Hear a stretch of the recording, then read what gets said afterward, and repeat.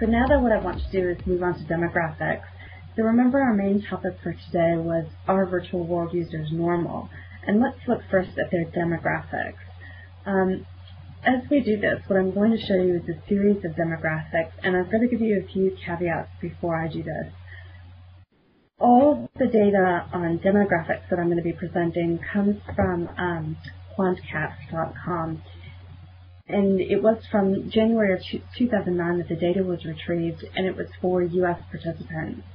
And so I want to say a few things about this. The value of using the quantcast data throughout is that it's consistent in terms of their methodology. Various virtual world owners do their own demographics, but they all use kind of different ways of collecting that data, different methodologies, and so it's a bit like comparing apples and oranges. So by using the quantcast data, that methodology is held constant. Having said that, there's some issues with the methodology that would introduce certain biases. And so as we go through the demographics, I'll talk about what those are, so you'll just be aware. But I think the important thing is the biases should also be consistent across worlds and things like that. So the relative comparisons here should be okay for the most part. There are just a few areas where there's an overall bias that I'll tell you about. A second thing here is, as it shows, these are U.S. participants, but once again, I don't think this is a big obstacle in the sense that, once again, while the absolute numbers are likely to differ from country to country, a lot of the relative things are similar across countries, and where there are exceptions, once again, I'll talk about those. The thing is for a lot of the virtual worlds, there's just better data in the U.S. than there is elsewhere. Lastly, before we get into this further, you'll notice that I've got Facebook on here. Obviously, Facebook isn't a virtual world, but the reason that I included that is it's such a widely used social networking site that I think it provides a good benchmark against which we can judge the virtual worlds and the extent to which their users are normal by comparing them to Facebook users, because Facebook now has such a big proportion of the internet audience, so we can kind of consider that sort of mainstream and normal and compare the virtual world participants to that. So let's do that starting with gender. And gender is one of the areas where the bias that I talked about before is going to creep in because of the way that Quantcast does their data. If you look at the numbers they're getting compared to what the virtual worlds themselves are getting, these numbers probably understate male users a bit and overstate female users a bit. So regardless of that, I think the point that we want to take away is if you look at this, it's a fairly even split, much more so than most people would assume. And if we take that understatement into account, for example, this has World of Warcraft and Second Life skewing slightly female. In reality, they skew slightly male, but not that extremely. And again, if we look at Facebook here, kind of in the middle, the virtual worlds not being terribly different from Facebook in terms of the gender split of their users. Next, I want to look at age, and age is a really important demographic as far as virtual worlds go because when we talked through the different types of virtual worlds before, one thing that I didn't mention is the fact that within each of those structures, there are different worlds targeting different demographics, and we really see this in the slide with age. For example, if we start over here with Facebook, we can see that that's the most extreme in the sense that it's got the fewest kids, which sort of makes sense when you think about Facebook not really targeted toward young kids, much more toward older people, and that's what we see. And if we start to look at what virtual worlds are most similar to that in terms of small numbers of kids, many more older people, we've got worlds like World of Warcraft, Entropia Universe, Second Life. Those are all kind of what we would generally think of as adult worlds. Whereas at the other end, we've got things like Barbie Girls, Club Penguin, Habba Hotels, Neopets. All of those worlds are targeted towards kids. And we see that here with the demographics, with by far the biggest numbers of users 11 and under. The other thing that I should have said when we started out on all of this is the worlds that I have here are just a subset of virtual worlds.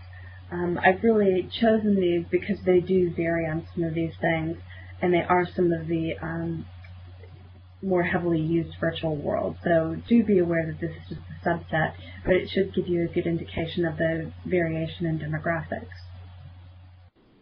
So if we look at this a little further, another thing that surprises many people in terms of thinking about virtual world users is if you look at worlds like Entropia Universe and Second Life, you see how many of the users are actually 35 and over, and I think that really surprises people. Same here with active worlds.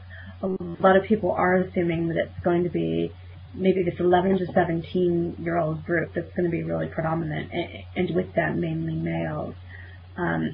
But as you can see, that's true for they're a big group for worlds like Gaia and Have a Hotel, but there are a lot of other people using these virtual worlds as well, not just the very young people or teenagers.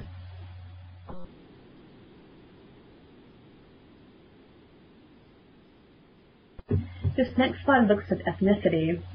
Now this is one area where the fact that this is US data does make a bit of a difference.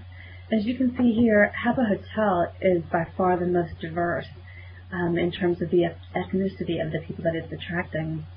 Have a Hotel started in Finland and is by far the most sort of international of worlds. There's a lot of worlds that are US-based and now some that's based in various parts of Asia. But Habo really got in early and did a good job of attracting teenagers and kids from all around the world. So this is the data for the U.S., and even that's diverse, but if you looked at Habo internationally, it could well be even more diverse than this suggests. Once again, if we look at Facebook, that's right in the middle. So it is once again suggesting to us that, well, the virtual world users aren't all that different from Facebook users, especially if you look at the ones to the left of Facebook. They're all quite similar in being not very diverse and having a fairly equal composition of people using them. And then getting a bit more diversity as we go to the right. And I think it's noteworthy that it does include some of the kids' worlds as well over here on the more diverse side.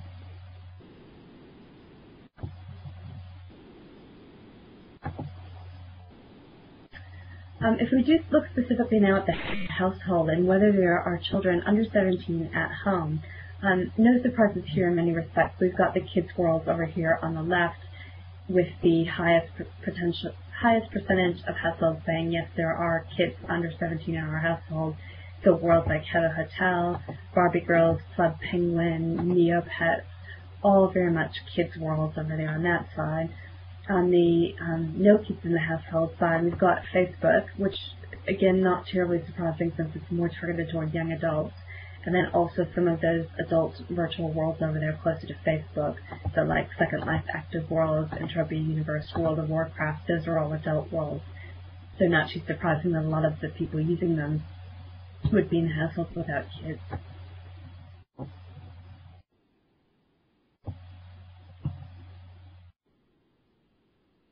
The next slide looks at the household income of the people using these different virtual worlds. If we start over here with Facebook, our frame of reference again, we can see that Facebook, compared to most of the virtual worlds, all of them except World of Warcraft, has a higher percentage of people that come from households with an income of at least $60,000. Now again, these are U.S. participants. It will be a little bit different from country to country depending on the level of income, but I think some of these relativities would be fairly similar. And you've got Have a Hotel and Sims over here on the other side. One of the things that I think is noteworthy about this too is if you look at some of the worlds with higher household incomes, things like Club Penguin, Barbie Girls, Neopets, those are all worlds that are tied to some physical product. Club Penguin is run by Disney, Barbie Girls is associated with Barbie, obviously, Neopets with stuffed animals. So it kind of makes sense that those worlds where people have to buy the toy as well as participating in the world are used more often by people from higher income households, whereas for some of the things over here, the world kind of is the entertainment. There's no need to buy an extra physical toy beyond the world. Next, looking at education, and again, starting with our frame of reference of Facebook. Facebook was really originally aimed at college and university students, so it's not too surprising that a high percentage of the people who use it do have at least a college degree. And again, we can see not much variation across the worlds in that sense. So it's not like some worlds are really attracting all the college graduates, other worlds not. fairly evenly distributed across the world, and not that much difference between Facebook and the virtual world, except over here with Tabba Hotel, with a lot of people with no college. But part of that would be that those would be those younger people using that world. Same with Gaia. They might well have a college education, university education someday, just not quite yet.